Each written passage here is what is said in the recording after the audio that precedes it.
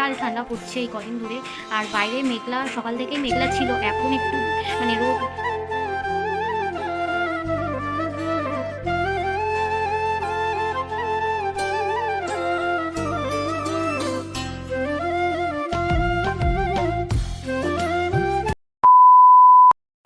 Hello friends, welcome back to my channel Sandip Puja blog. সবাই কেমন আছো? আশা করি সবাই ভালো আছো, আমিও খুব ভালো আছি।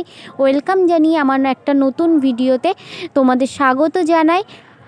আজকের ব্লগটা দেখতে তোমাদের অনেক অনেক ভালো লাগবে, তোমরা কন্টিনিউ পুরো ভিডিওটা দেখতে থাকো। আর সকালে উঠে পড়েছি 7:30টার দিকে, উঠে বাইরে দেখি ভীষণ কুয়াশা আর ভীষণ ঠান্ডা পড়ছে সকালে। আর সকাল সকাল তো উঠতেই পারছি না, কদিন ধরে একটু দেরি করেই ওঠা হচ্ছে। আর বাইরে কুয়াশা থাকে তো ওই জন্য আর উঠতে পারি না সকাল সকাল। আর সবারই তাই, কুয়াশা মেঘলা এরকম। আর সকালের দিকে একদমই রোদ ওঠে না, আর অনেক বেলা হয়ে ওঠে, অনেক বেলা 12টা 12:30টার দিকে রোদ ওঠে। তারপরে আমি সকালবেলা উঠে বাসি কাজ ছেড়ে মাকে বললাম, আজকে তোমার উনুনে রান্না করতে হবে না, অনেকটা দেরি হয়ে গেছে। চা খেতে খেতে অনেকটা বেলা হয়ে গেছে আর কি। আর চা খেতে খেতে অনেক গল্প করতে করতে আর কি বেলা hয়ে গেছে। ওই জন্য মাকে বললাম, তুমি উনুনে আজকে রান্না করতে হবে না, আজকে গ্যাসেই ভাত আর ডাল করবে আর আলু ভাজা, সকালের মেনু এটা। তারপর আমি সবজি কাটতে বসে গিয়েছি, আর মাকে বললাম যে কি কি সবজি কাটতে হবে। মা বললো যে বাঁধাকপিটা কাটতে হবে আর মিচুরি এগুলো কাটতে হবে। যাই হোক, আমার বাঁধাকপিটা কাটা হয়ে গেছে, তারপরে মিচুরিটা আমি কেটে নিয়েছি, দেখতেই পাচ্ছ। আর তারপরে বাবা নিয়ে এসেছিল সকালবেলা, বাড়ির পর থেকে মাছ নিয়েছিল, তার জন্য মাছটা আমি কাটি না, মাই কাটে। আমি ভাবলাম আজকে আমি কেটে ফেলি, কারণ আমার পাশেই ছিল মাছটা, ওই জন্য আমিই কাটলাম। আর মাছ কাটতে কিন্তু আমি পারি না তা না, অনেকেই আবার পারো না, কিন্তু আমার শ্বশুরবাড়িতে আমি সব কিছুই করি আর কি। আর বাপের বাড়িতে আমার এগুলো করা অভ্যাস ছিল, আগের থেকে আমি পারতাম, ওই জন্য আর কি অতটা অসুবিধা হয় না।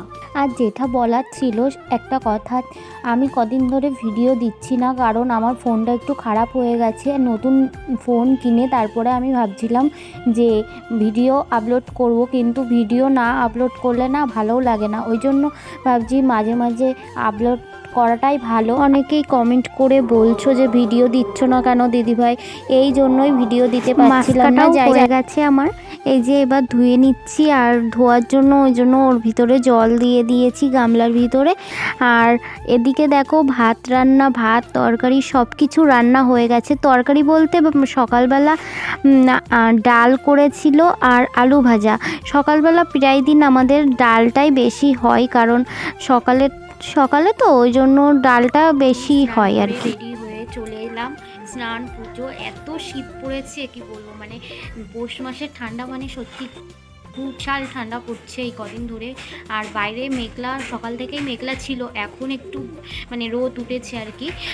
স্নান করে পুজো করে চলে এলাম। এবার সবাইকে মা রান্না করছে, ওইদিকে মার রান্না হয়ে গেলে তারপরে আমি সবাইকে খেতে দেবো, খেতে দিয়ে তারপর আমি নিজে খাবো। তারপর আবার দেখা হচ্ছে তোমাদের সাথে, আর তোমরা কন্টিনিউ দেখতে থাকো, তোমাদের আশা করি সবার খুব ভালো লাগবে। চলো এখন কি করা যায় ভাবছি, ঠিক আছে, একটু ল্যাপটপ নিয়ে একটু ঘাঁটবো, অনেক দিন ল্যাপটপ। দুপুরের রান্না কিন্তু হয়ে গেছে, আর সবাইকে খেতে দেওয়াও হয়ে গেছে আমার।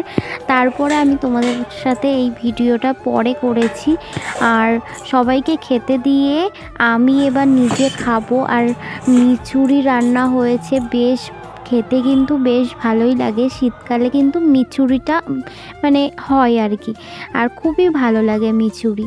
আর তারপরে আমি ভাত খেতে বসে গেছি, আর ওদিকে বাবাও ভাত খাচ্ছিল। সবাইকে ভাত দিয়ে সবাইকে খাওয়া দাওয়া শেষ করে আমি লাস্টে খাই আর কি।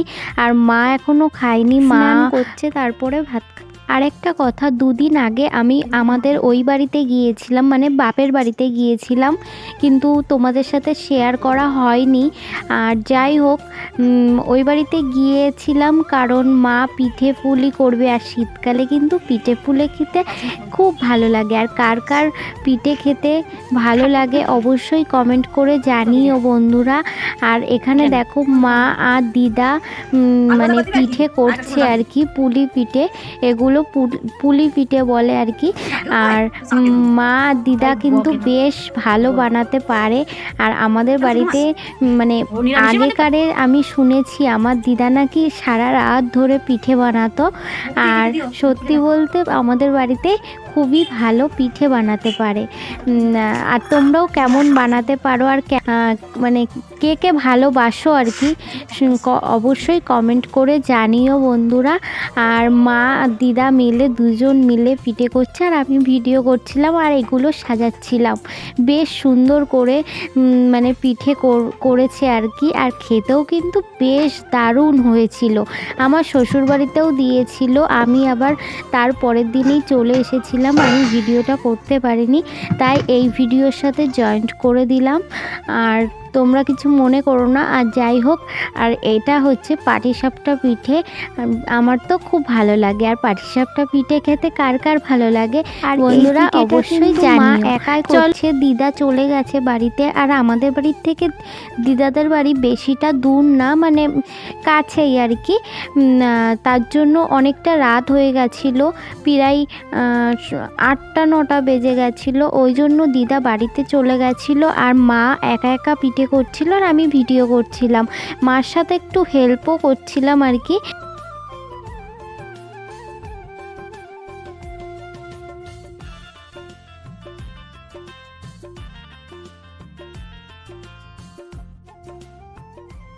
মার পিঠে করা কিন্তু প্রায় হয়েই গেছে। এবার দেখো সব পিঠে করা হয়ে গেছে আর আমি কত সুন্দর করে সাজিয়েছি, বেশ ভালো লাগছে। কিন্তু তোমাদের কেমন লাগছে অবশ্যই কমেন্ট করে জানিও। আর কে কে পিঠে খেতে ভালোবাসো। আজকের ভিডিওটা এই পর্যন্তই রাখছি, আবার দেখা হচ্ছে নেক্সট ব্লগে। আর সবাই ভালো থেকো, সুস্থ থেকো। আর আমিও খেয়ে নিচ্ছি গরম গরম পিঠে, হেব্বি দারুণ লাগছে। টাটা, বাই বাই, আবার দেখা হচ্ছে নেক্সট ব্লগে।